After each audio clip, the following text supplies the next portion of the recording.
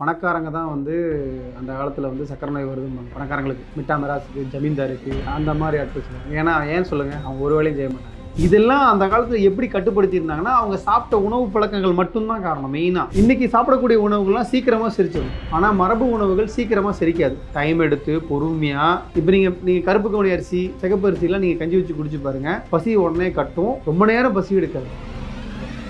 இதில் குறிப்பாக இட்லி தோசையெல்லாம் கண்டிப்பாக எடுத்தோம்னா தனித்தாக எடுக்கும். நீங்கள் பொங்கல் ஆகட்டும், பூரி ஆகட்டும், எதை நீங்கள் அதிகமாக ஏர்லி மார்னிங் எடுத்துக்கிட்டாலும் உங்களுக்கு தாண்டித்தாக அதிகமாக தேவைப்படுது. இந்த கருடன் சம்பாவை பொறுத்த வரைக்கும் எப்படின்னு பார்த்தீங்கன்னா, உங்களுக்கு வந்து வயிறு ஃப்ரீயாக இருக்கும், கண் பார்வைக்கு ரொம்ப நல்லது, செரிமான சக்திக்கு ரொம்ப நல்லது, குடலுக்கு இருக்கக்கூடிய அலர்ஜிகளை போக்குறதுக்கு ரொம்ப நல்லது.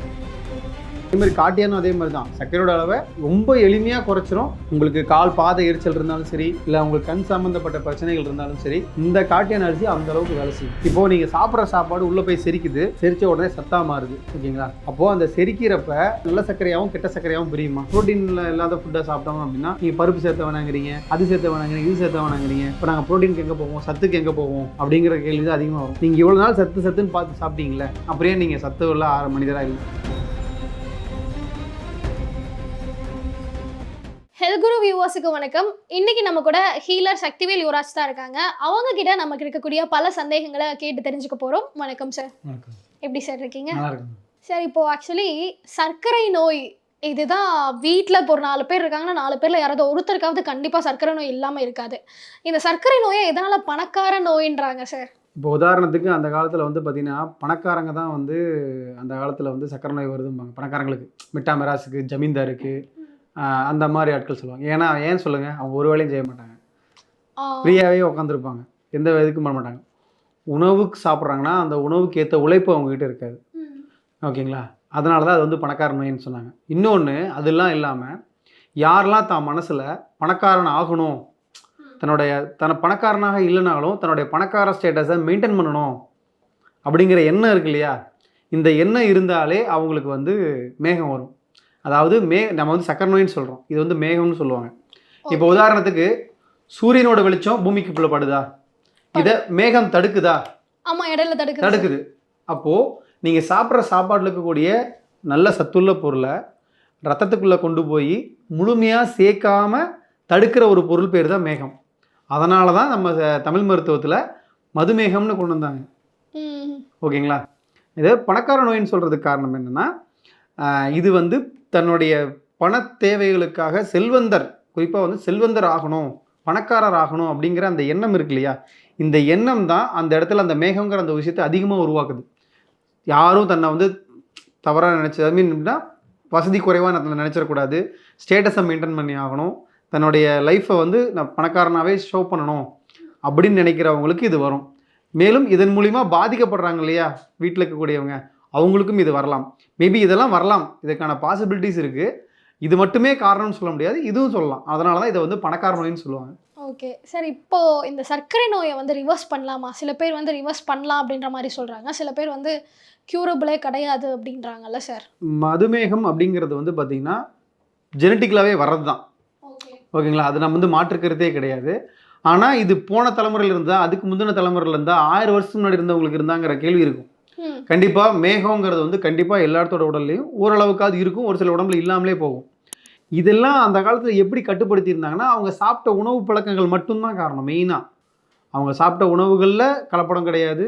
அந்த பாரம்பரிய அரிசிகள் எடுத்துக்கோங்க, இன்றைக்கி நீங்கள் சாப்பிட்ற அரிசி வகைகள், கோதுமைகள், இதெல்லாம் இந்த ஃபுட் ஐட்டம்ஸ் இருக்கு இல்லையா, இதனோட கிளைசமிக் இண்டெக்ஸ் வேல்யூலாம் பாருங்கள், மரபு உணவுகளுடைய கிளைசமிக் இண்டெக்ஸ் வேல்யூலாம் பாருங்கள், என்டையர்லி ரொம்ப நிறைய டிஃப்ரென்ஷியேஷன் இருக்கும்.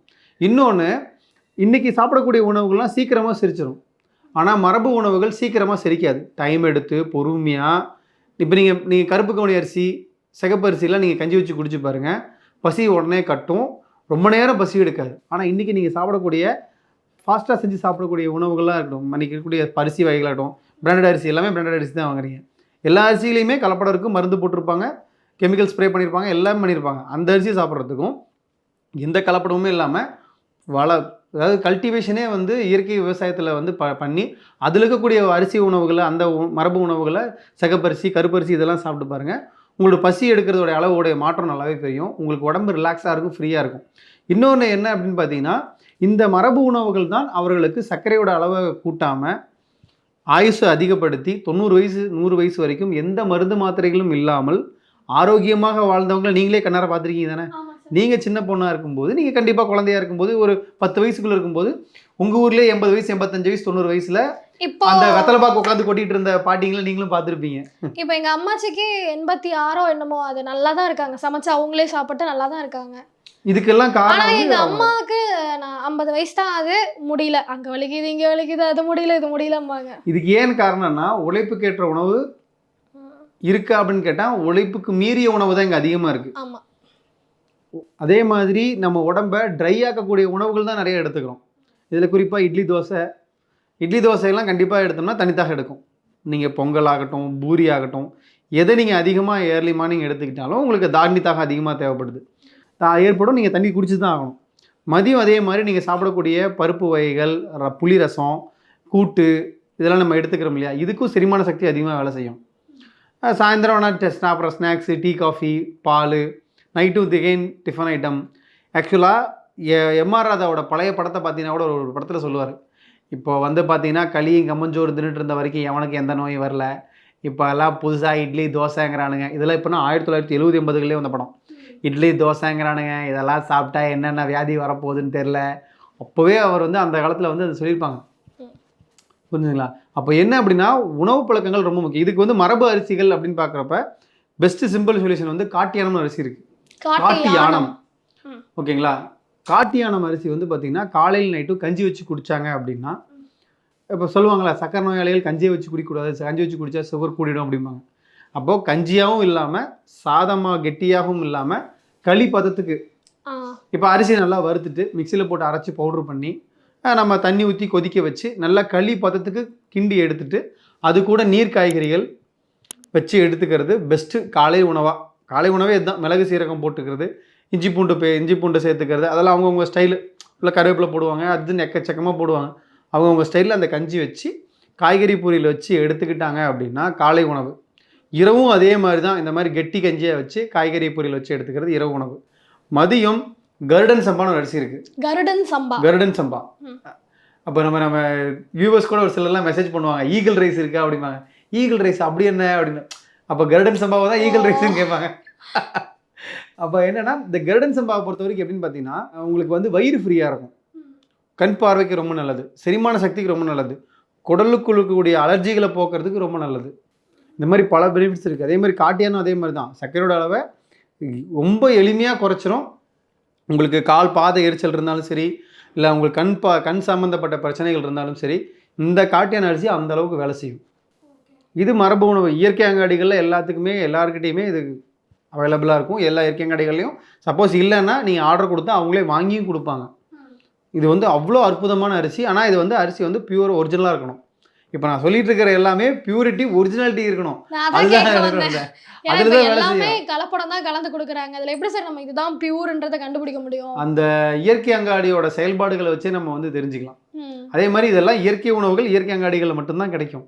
வெளியில் போய் டிபார்ட்மெண்டல் ஸ்டோர்லாம் கேட்டிங்கன்னா கிடைக்க மேக்ஸிமம் 99% வாய்ப்பு இல்லை. ஏதோ ஒரு சில டிபார்ட்மெண்டல் ஸ்டோர்ஸ் தான் நமக்கு கொஞ்சமாவது நல்ல பொருளும் கொடுக்கணுமே அப்படிங்கிறதுக்காக ஒரு ஓரத்தில் ஒரு சின்னதாக ஒரு ரேக் வச்சு அதில் 5-6 அரிசி மாதிரி வச்சுருப்பாங்க. அட்லீஸ்ட் மக்கள் பார்க்கவாது செய்யட்டும் அப்படின்னு. இந்த உணவுகள் அதே மாதிரி மதியம் வந்து சாப்பாடு கூட வந்து பார்த்திங்கன்னா பருப்பு குழம்பு வைக்கிறாங்க அப்படின்னா பருப்பை ஊற்றிக்க கூடாது. மேலே பார்த்தீங்களா தண்ணி, அந்த தண்ணியை தான் எடுத்து ஊற்றி சாப்பிடணும். பருப்புமே அதிகமாக செரிமானத்துக்கு அதிகமாக நேரம் எடுத்துக்கக்கூடிய உணவுகள். இப்போது நீங்கள் சாப்பிட்ற சாப்பாடு உள்ளே போய் செரிக்குது, செரித்த உடனே சத்தாக மாறுது, ஓகேங்களா? அப்போது அந்த செரிக்கிறப்ப நல்ல சர்க்கரையாகவும் கெட்ட சர்க்கரையாகவும் பிரியுமா? நல்ல சர்க்கரைக்கு கணைய இன்சுலின் கொடுத்துரும், கெட்ட சர்க்கரைக்கு கணைய இன்சுலின் கொடுக்காது. குப்பை இருந்தால் நீங்கள் என்ன பண்ணுவீங்க? கூட்டி வெளியே தானே வெளியே எடுத்து போடுவோம். அதே மாதிரி நல்லதுக்கு வீட்டுக்குள்ளே வச்சுக்குவோம், கெட்டதை தூக்கி எடுக்க மாதிரி நான் நல்லதுக்கு மட்டும்தான் இன்சுலின் கொடுப்பேன், கெட்ட சர்க்கரைக்கு நான் இன்சுலின் கொடுக்க மாட்டாங்க. அப்படிங்கிறப்ப நீங்கள் சாப்பிட்ற உணவுகளில் நல்லது கெட்டது இருக்கிறது தானே இப்போ பிரச்சனையே. 100% நீங்கள் சாப்பிட்ற உணவுகள் நல்லது மட்டும் இருந்ததுன்னா எப்படி உங்களுக்கு சக்கரை நோய் இருக்கும்? நீங்கள் கேட்டிங்களா இந்த ரிவர்சிபிளுக்கான பாசிபிலிட்டி இருக்கா அப்படின்னு. யாரெல்லாம் உணவு பழக்கங்களை மாற்றிக்கிறாங்களோ என்டையர் நான் சாப்பிட்ற உணவுகளில் தான் தனக்கு எல்லா பாதிப்பும் ஏற்படுது, இந்த என்டையர் உணவு பழக்கத்தையும் நான் எல்லாத்தையுமே மாற்றிக்கணும்னு நினைக்கிறாங்க பார்த்தீங்களா? அந்த நினப்பும் ப்ளஸ் அவங்க மாற்றிக்கிற அந்த உணவு பழக்க வழக்கங்களும் அவங்களை ரிவர்சிபிள் கொண்டு வரதுக்கான வாய்ப்புகள் இருக்குது, அதிகமாக இருக்குது. இப்போ எங்கள் அப்பாவுக்கு சுகர் இருக்குது சார். அவர் என்ன பண்ணுவார், 3 வேளையும் காஃபி குடிப்பாங்க. ஆனால் காஃபியில் சக்கரை போட்டுக்க மாட்டாங்க, வெறும் காஃபி குடிப்பாங்க. அதுக்கப்புறம் நைட்டு பார்த்தா வெறும் சப்பாத்தி மட்டும் தான் சாப்பிடுவாங்க. ஸோ இந்த மாதிரி எடுக்கிறதால சுகர் கண்ட்ரோல் ஆகுமா என்ன? சுகர் கண்ட்ரோல் ஆகுமாங்கிறத விட அப்படியே சக்கரை நோயாளியாகவே வாழ்க்கையில் மெயின்டைன் ஆக வேண்டியது தான். கடைசி பால் ஒன்றுன்னு கேட்குறேன். பால் வந்து செரிமானத்துக்கு அதிகமாக நேரம் எடுத்துக்கக்கூடிய உணவு. இப்போ நான் எல்லா விஷயங்களையும் பாருங்கள், செரிமானம் தான் பேசிக்கிட்டு இருப்பேன். ஏன்னா சர்க்கரையை செரிமானத்தால் வர பிரச்சனை தானே. அப்போது செரிமானத்துக்கு அதிகமாக இருக்கக்கூடிய உணவு எல்லாத்தையுமே நீங்கள் கட் பண்ணணும். அப்போ அடுத்து ஒரு கேள்வி வரும், ப்ரோட்டீனில் இல்லாத ஃபுட்டாக சாப்பிட்டோம் அப்படின்னா நீங்கள் பருப்பு சேர்த்த வேணாங்கிறீங்க, அது சேர்த்த வேணாங்கிறீங்க, இது சேர்த்த வேணாங்கிறீங்க. இப்போ நாங்கள் ப்ரோட்டீனுக்கு எங்கே போவோம், சத்துக்கு எங்கே போவோம் அப்படிங்கிற கேள்வி தான் அதிகமாக வரும். நீங்கள் இவ்வளோ நாள் சத்துன்னு பார்த்து சாப்பிட்டீங்களே, அப்படியே நீங்கள் சத்து உள்ள மனிதராக இல்லை, ஆரோக்கியமான மனிதராக இல்லை? இந்த கேள்விக்கு பதில் சொல்லுங்கள் பார்ப்போம். யாருக்கிட்டையுமே இல்லை சார் பதில். அப்போ என்ன அப்படின்னா, உணவு பற்றின சரி நீங்கள் ஒன்றும் இல்லைங்க, நீங்கள் அதிக சத்துள்ள உணவாக ஒரு உணவை தேர்ந்தெடுத்துக்குங்க, சாப்பிட்றீங்க. இதில் வந்து அதில் கால்குலேஷன் போட்டால் இதில் இவ்வளோ மில்லிகிராம் ப்ரோட்டீன் இருக்குது, இதில் இவ்வளோ மில்லிகிராம் சத்து இருக்குது, இதில் இவ்வளோ டேட்டா பேஸ் போட்டாலே ஒரு நிலக்கடலை எனக்கு என்ன சத்து இருக்குது, வேர்க்கடலை என்ன சத்து இருக்குதுன்னு சொல்லி போட்டால் டக்குன்னு எல்லாமே வந்துடுது. இப்போ அதை அப்படியே டேட்டாவாக வச்சு இதெல்லாம் இதில் சத்து இருக்குது, இந்த சத்து இருக்குது, இதெல்லாம் நீங்கள் சாப்பிட்றீங்க. சாப்பிட்டதுக்கப்புறம் இந்த உடம்பு எவ்வளோ சத்து எடுத்துக்கிச்சுன்னு கேட்டால் அதுக்கு உங்ககிட்ட பதில் இருக்கா? இல்லை. ஏன் பதில் இல்லை? நீங்கள் நிறைய இப்போ கருவேப்பிலையே ஒரு கைப்பிடி எடுத்து சாப்பிட்றீங்க, 5 உதாரணத்துக்கு 100 மில்லிகிராம் இரும்பு சத்து இருக்குன்னு வச்சுக்கலாம். ஃபார் எக்ஸாம்பிள் உதாரணத்துக்கு சொல்கிறேன், ஒரு 50 மில்லிகிராம் இருக்குன்னு வச்சுக்கோங்க, எனக்கு எக்ஸாக்டாக எனக்கு தெரியல. அது நீங்கள் மென்று சாப்பிட்றீங்க, அப்போ 100 மில்லிகிராம் இரும்பு சத்து உங்கள் உடம்புல சேர்ந்துருமா? சேர்ந்துச்சுன்னு தெரியுமா உங்களுக்கு? இல்லை, இவ்வளோ இருக்குன்றதான் தெரியாது. அது வந்து உடம்பு தான் முடிவு பண்ணும் தனக்கு என்ன தேவை, என்ன தேவையில்லை. நீங்கள் எனக்கு கொடுக்குற உணவுகள்லாம் என் உடம்புக்கு தேவைதானாங்கிறத உடல் தான் முடிவு பண்ணணும். உடல் தான் முடிவு பண்ணும் தனக்கு என்ன தேவைங்கிறது, அதுதான் முடிவு பண்ணும். ஸோ அப்படிங்கிறப்ப இந்த படிப்பறிவு இருக்கு இல்லைங்களா, அது வந்து உடல் அறிவு கிட்ட செல்லாது.